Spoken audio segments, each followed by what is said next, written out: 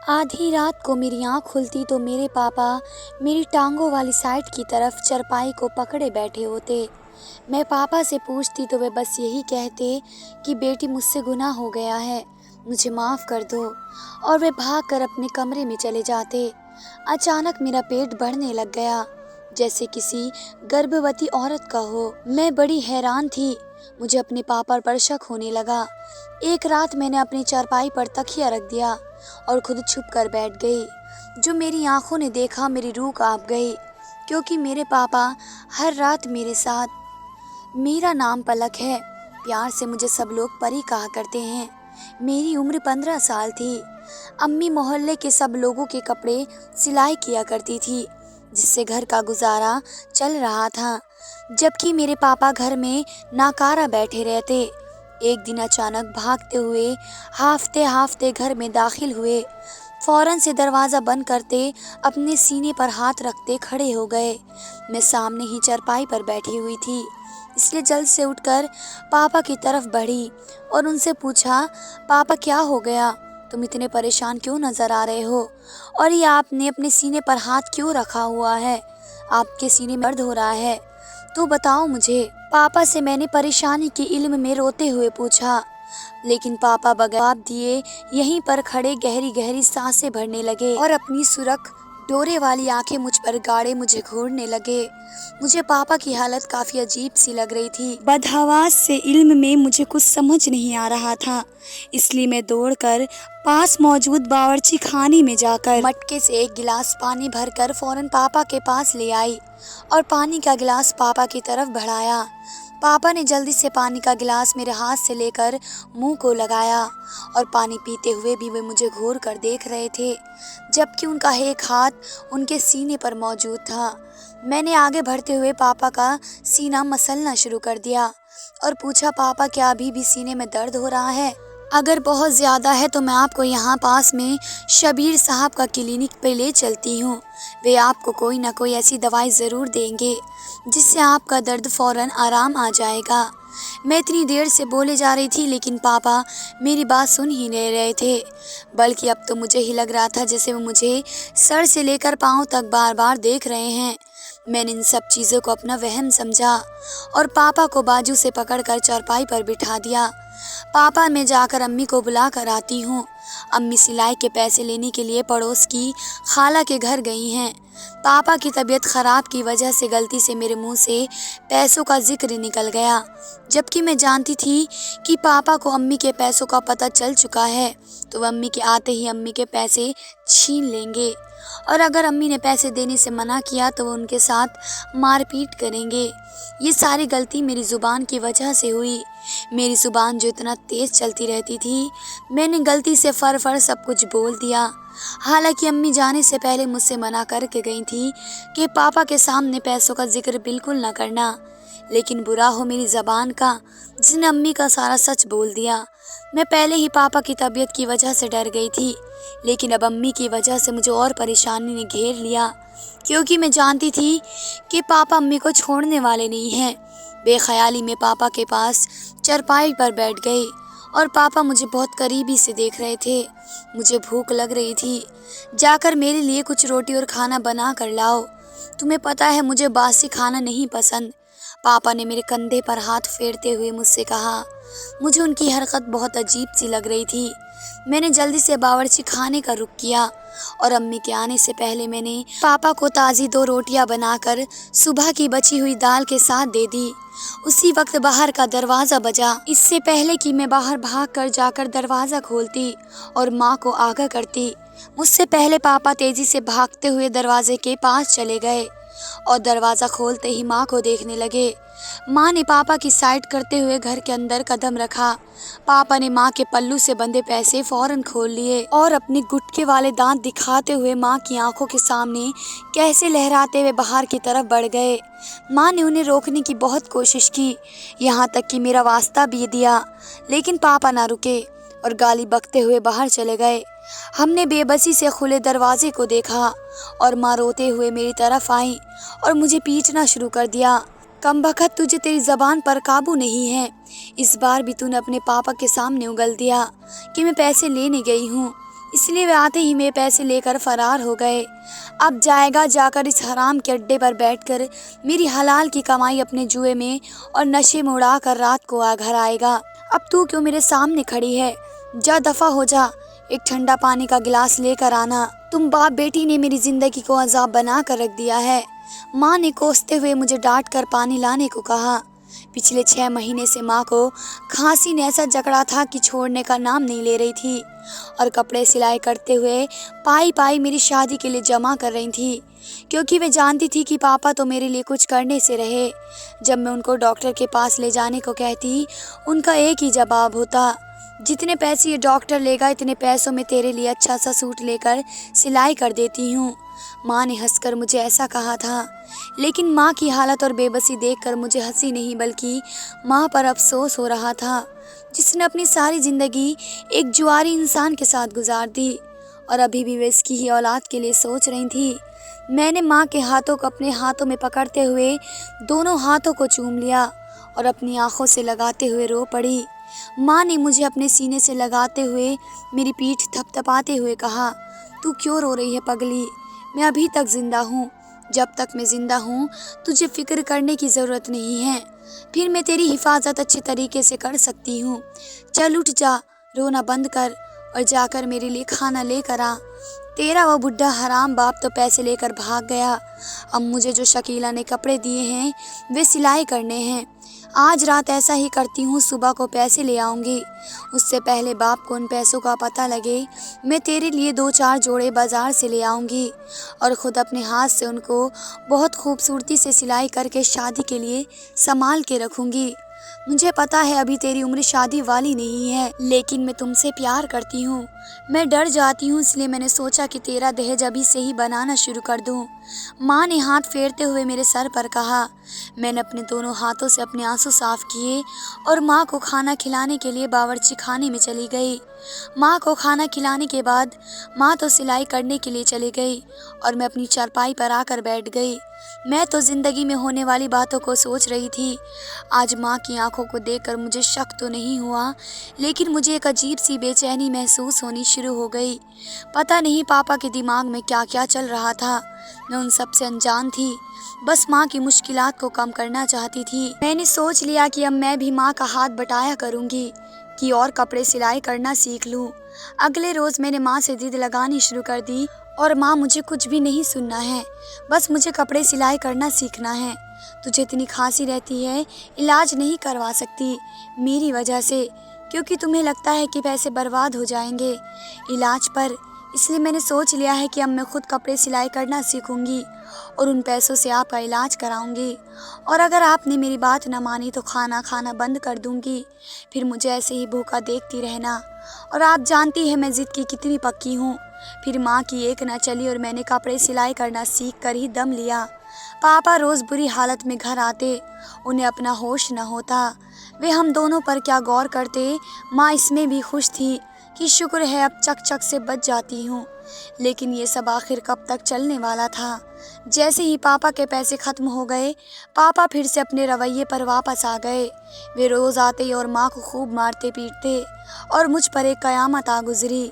जब इस रोज़ माँ को बहुत खांसी हुई, मैंने माँ को सिरप पिलाया तो उसे कुछ आराम हुआ कि उसी वक्त पापा लड़खड़ाते हुए कदमों के साथ घर में दाखिल हुए और माँ को बालों से पकड़कर एक कमरे में ले जाने लगे। जल्दीबाजी में वह बाहर का दरवाज़ा खुला ही छोड़ आए। मैंने जल्दी से दरवाज़ा बंद किया और माँ को पापा की गिरफ्त से आज़ाद करवाने की कोशिश की। पापा, मैं आपके आगे हाथ जोड़ती हूँ, पैर पड़ती हूँ, माँ को छोड़ दो। माँ की हालत बहुत ख़राब है, वे मर जाएंगी। मैं पापा से माँ की जान की भीख मांग रही थी, लेकिन पापा को होश होता तो वे मेरी कुछ बात समझ आती। पापा ने मुझे पीछे की तरफ धक्का दे दिया और माँ को लेकर कमरे में बंद हो गए। कमरे से माँ के चीखने और चिल्लाने की आवाज़ें आ रही थी। मैं कमरे के बाहर खड़ी दरवाज़ा पीटने में लगी हुई थी, लेकिन अंदर से कुंडी लगी होने की वजह से दरवाज़ा नहीं खुल रहा था। मैं बाहर रोते हुए दरवाज़ा खोलने की कोशिश कर रही थी, जब 5 मिनट बाद ही अचानक हर तरफ सुकून छा गया। चारों तरफ मौत की सी खामोशी छा गई। मुझे कुछ समझ नहीं आ रहा था कि मैं क्या करूं। मेरा दिल खौफ से हो रहा था। मुझे शिद्दत से कुछ गलत हो जाने का एहसास हुआ। मैंने अभी दरवाज़ा पीटने के लिए हाथ बढ़ाया ही था कि जब अचानक दरवाज़ा खुला और पापा मुझे देखकर बौखला कर बाहर की तरफ भागे। मैंने अपने दिल को समझाते और डरते डरते जब कमरे में कदम रखा तो माँ मुझे चारपाई की एक तरफ बेसुध सी गिरी हुई मिली। माँ को यूं देखते मैं चीख मारते उसकी तरफ बढ़ी, लेकिन माँ का जिस्म बिल्कुल बर्फ़ की तरह ठंडा हुआ था। मैंने माँ को हिलाया, माँ उठो, क्या हुआ आपको? देखो पापा चले गए, हम यहाँ नहीं रहेंगे, हम यहाँ से चले जाते हैं। माँ उठो, मैंने माँ को झिंझोड़ते हुए कहा, लेकिन माँ कोई हरकत ना की। मैं जल्दी से पानी लेकर माँ के चेहरे पर डालने लगी, लेकिन माँ ना उठी और उस दिन मेरी चीखें सुनते मोहल्ले वाले घर आ गए। तब तक एक कयामत मुझ पर टूट पड़ी। मुझे अपने पापा से बहुत नफरत हो गई थी, क्योंकि उस दुनिया में मेरी माँ के अलावा कोई नहीं था। एक बाप था जिसे खुद का होश न था, वे मेरा क्या ख्याल रखता। इस रात मेरी माँ मुझे हमेशा हमेशा के लिए छोड़ कर चली गई। मुझे अपनी माँ की मैयत से लिपटे और रोता हुआ देखकर सबकी आंखें आंसुओं से भर आईं। लेकिन जाने वाला अगर रोने से लौट कर वापस आ जाता तो आज सब जिंदा होते। मैं अंदर से बिल्कुल टूट चुकी थी। मैंने बोलचाल बंद कर दी, सारा दिन यूं ही कमरे में पड़ी रहती। पापा एक हफ्ते बाद वापस आए, लेकिन उनके चेहरे पर कुछ भी शर्मिंदगी का आसार नज़र नहीं आ रहा था। सबको यही लगता था कि माँ बीमारी की वजह से मरी हैं, क्योंकि माँ को पिछले कुछ महीनों से बहुत खांसी लगी हुई थी और सबका यही कहना था कि माँ को टीबी हो चुकी है। लेकिन मैं जानती थी कि माँ अपनी बीमारी की वजह से नहीं, बल्कि पापा ने माँ का कत्ल किया है। अगर मैं ये लोगों को यकीन दिला भी देती तो खुद कहाँ जाती। अब मेरे पास एक सहारा मेरा बाप था। मोहल्ले की औरतें अक्सर हमारे घर आ जाया करती और मुझसे अफसोस का इजहार करती और कुछ पैसे या खाने पीने की चीज़ें दे जाती। लेकिन फिर अचानक से न जाने पापा को क्या हुआ। पापा रोज़ खुद खाने पीने की चीज़ें घर ले आते और उन्होंने गुस्सा करते हुए मोहल्ले की औरतों का घर आना बंद कर दिया। मैं पापा की इस हरकत की वजह से काफ़ी हैरान और परेशान थी, क्योंकि पापा मेरी जिम्मेदारी उठाने लगे थे। रोज़ रात को सोने से पहले मेरे लिए जलेबियाँ लेकर आते, जिसको खाते ही मैं गहरी नींद में चली जाती। उसके बाद मुझे खुश होश नहीं रहता। मेरी आँख सुबह 11 बजे से पहले कभी न खुलती। मुझे यही लगा कि पापा को माँ की मौत का गहरा सदमा लगा है, जिसकी वजह से वे सही रास्ते पर आ गए हैं। अब मैं पापा के इस बदलते रवैये से परेशान रहने लगी। अब मैं इस बात से खुश होने लगी, अपने रब का शुक्र अदा करती कि मेरे पापा को उसने हिदायत दी। मैं उनसे बहुत प्यार करती थी। एक रात मैं अपनी चारपाई पर लेटी सो रही थी, जब मुझे अपने पैरों पर कुछ रेंगता हुआ महसूस हुआ।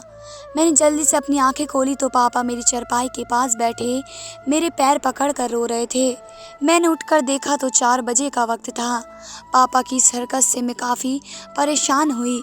मैं पापा से पूछती तो वे बस यही कहते, बेटी मुझसे गुनाह हो गया है, मुझे माफ़ कर दो, और वे भागकर अपने कमरे में चले जाते। मुझे भी उनकी हरकत काफ़ी अजीब लगती और अब ये रोज़ होने लगा। जब मैं सोकर उठती तो जिस्म दर्द से टूट रहा होता, जैसे किसी ने बहुत ही भारी पहाड़ मुझ पर रख दिए हो। मैं अपने अंदर होने वाले दर्द से काफ़ी परेशान रहती। इस बात को कोई 1 महीना गुजर चुका था और अब तो रोज़ ही ऐसा होने लगा। मुझे कुछ समझ नहीं आ रहा था कि मेरे साथ क्या हो रहा है। पापा ने मेरे घर से निकलना बिल्कुल बंद कर दिया। वह तो मुझे दरवाजे में खड़े होकर बाहर झांकने भी नहीं देते। एक रोज़ जब पापा को आने में देर हो गई, मैंने घर के दरवाजे से सर निकाल कर बाहर देखना चाहा। उस वक्त शाम के 6 बज रहे थे। माँ के मरने के बाद तो पापा 5 बजे से पहले घर आ जाया करते थे। मैंने जब दरवाजे से सर बाहर निकाला तो पड़ोस में मौजूद खाला मुझे अजीब नज़रों से देख रही थी। वे मुझे ऊपर से लेकर नीचे तक देखने लगी। मुझे हैरानी हो रही थी। मैंने जल्दी से दुपट्टा अपने सर पर किया और चेहरे को ज़रा ढककर खाला से पूछा, खाला क्या बात है, आप मुझे इस तरह से घूर घूर कर क्यों देख रही हैं? बदले में खाला ने कोई भी जवाब दे बगैर एक नफरत भरी नज़र मुझ पर डाली और मुंह मोड़ते हुए अपने घर का दरवाज़ा बंद कर दिया। खाला की ये हरकत मेरी समझ से बाहर थी। शायद मैंने अब घर से बाहर निकलना बंद कर दिया, इसलिए इतने दिनों के बाद मुझे देखकर वह हैरान रह गई। मुझे जो वजह समझ आई, मैंने वही सोचने में खुद को बेफिक्र कर दिया। लेकिन अब मैं रोज़ रोज़ जलेबी खाकर थक गई, इसलिए अगली रोज़ पापा मेरे लिए जलेबी लेकर आए तो मैंने खाने से इनकार कर दिया। मेरी बात सुनते पापा के चेहरे का रंग फीका हो गया।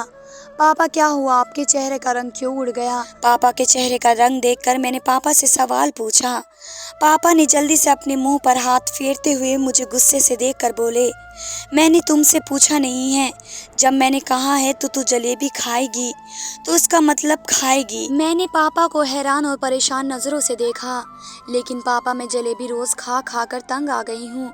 मैंने पापा से कहा तो वे बोले, अच्छा ठीक है, कल से मैं तेरे लिए कुछ और लेकर आया करूँगा, लेकिन आज तो यही लेकर आया हूँ। देख, मैं तो खाता नहीं हूँ ज्यादा मीठा, अगर तूने नहीं खाया तो फिर खराब हो जाएगा, और रिज्क को खराब नहीं करते, गुनाह मिलता है। पापा ने बात को संभालते हुए मुझे प्यार से समझाने की कोशिश की, लेकिन मेरे दिल में शक पैदा हो चुका था। बल्कि मेरे लिए रोज जलेबी लेकर आना, उसके बाद रात में पापा का यूं मेरी चारपाई पकड़कर फूट फूट कर रोना, और मेरा सुबह देर से उठना, यह मुझे शक में मुब्तला कर रहा था। मैं गहरी सोच में और पड़ोस की खाला का मुझे यूं देखना, ये सब बातें पता नहीं क्यों मुझे अजीब सी लग रही थी।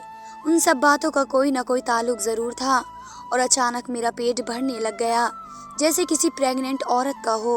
मैं काफ़ी परेशान हो गई, लेकिन ऐसा कैसे हो सकता था? मैं तो अभी तक कुंवारी थी, मेरी तो शादी भी नहीं हुई थी। लेकिन फिर मेरे जहन में सारी बातें घूमने लगी। लेकिन मैं बड़ी हैरान थी, क्योंकि हमारे घर में कोई भी ना आता था और ना ही जाता था। वह मेरा सगा बाप था। अब मुझे अपने बाप पर शक होने लगा। इन सवालों से परेशान होकर एक रात मैंने प्लान बनाया, जिससे मुझे पूरा यकीन था कि सच सामने ज़रूर आ जाना है। उस रोज़ जब पापा जलेबी लेकर आए तो मैंने झूठ मूठ की जलेबी खाने का ड्रामा किया। उसके बाद रात होते ही मैंने अपनी चारपाई पर तकिया इस तरह रख दिए कि ऐसे लगे जैसे मैं चारपाई पर सो रही हूँ, और खुद चुप कर बैठ गई। अभी मुझे छिपे हुए 10 मिनट ही गुजरे थे, जब जो मंजर मेरी आंखों ने देखा, मेरी रूह कांप गई। क्योंकि मेरा बाप अकेला कमरे में नहीं आया, बल्कि उसके साथ 2 और मर्द थे। पापा सर झुकाए एक तरफ खड़े थे। शायद पहले वे गुनाह अपने होश में नहीं करते थे, लेकिन जब उन्हें एहसास हुआ होगा तब देर हो चुकी थी, और अब वे लोग शायद पापा को ब्लैकमेल करते हैं। मेरे छोटे से जहन ने एक बार फिर पापा की तरफदारी की। मैं उसकी सगी बेटी थी, भला वे खुद से ही अपनी बेटी की जिंदगी कैसे बर्बाद कर सकते हैं। लेकिन उसके बाद उन तीनों के बीच हुई बातों ने मुझ पर हर राज खोल दिया। मेरा बाप ही मेरी इज्जत का सौदा कर चुका था। जैसे ही उसने चारपाई से चादर हटाई तो मेरी जगह तकिए को देखकर उन तीनों के रंग उड़ गए। उस वक्त पुलिस की गाड़ी भी बाहर ही खड़ी थी, और थोड़ी देर में ही पुलिस के साथ मेरी वही पड़ोस वाली खाला भी अंदर आ गई।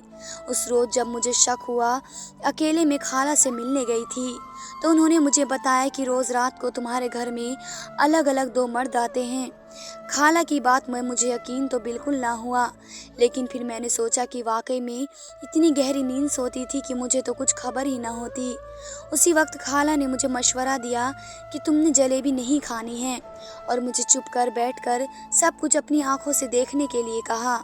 पुलिस ने पापा के साथ उन 2 मर्दों को भी गिरफ्तार कर लिया, और अब मैंने सच भी बताया कि मेरी माँ बीमारी की वजह से नहीं मरी हैं, बल्कि कमरे में ही जाते ही मेरे बाप ने उन्हें ज़बरदस्ती उनको जहर दिया था।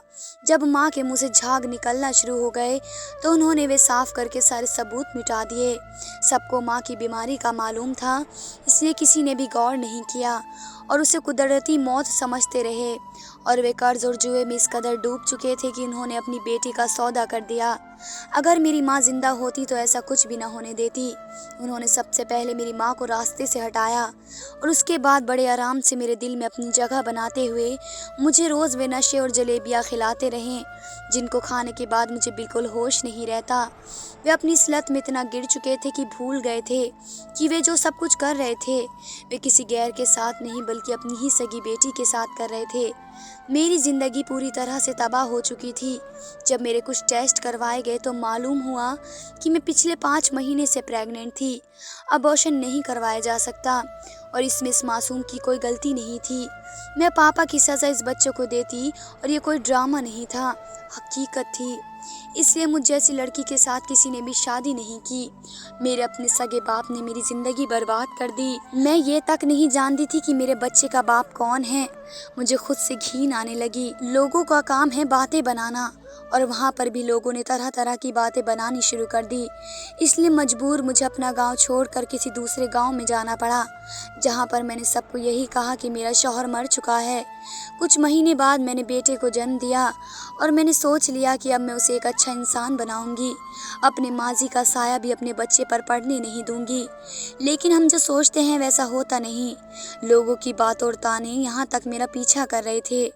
एक रात उन सब चीज़ों से मजबूर होकर मैंने एक खत अपने बेटे को यतीम खाने में भेजने को लिखकर खुदकुशी कर ली। ये माशरा मर्दों का माशरा है। यहाँ पर एक औरत गलत ना होते हुए भी गलत ही ठहराई जाती है। आपको क्या लगता है पापा ने जो कुछ भी किया, कोई सगा बाप अपनी बेटी के साथ ऐसा कर सकता है? लेकिन नशा करने वाले लोग इस हद तक गिर जाते हैं कि उनके लिए कोई रिश्ता मायने नहीं रखता। मेरा खुदकुशी करने का फैसला सही था। जिसको मेरा फैसला गलत लगता है वे लोग बस एक बार मेरी जगह खुद को या अपनी बहन, बेटी या बीवी को तसव्वुर करके जवाब दें। मैंने इस मासूम को ख़त्म नहीं किया, लेकिन अपना नाम और निशान इस दुनिया से मिटा दिया, क्योंकि मुझ में बर्दाश्त खत्म हो चुकी थी। ये एक सच है। और उस वक्त मेरे बच्चे की उम्र महज 1.5 साल थी। दोस्तों, मुझे कमेंट करके ज़रूर बताएं मैंने सही किया या गलत। धन्यवाद दोस्तों।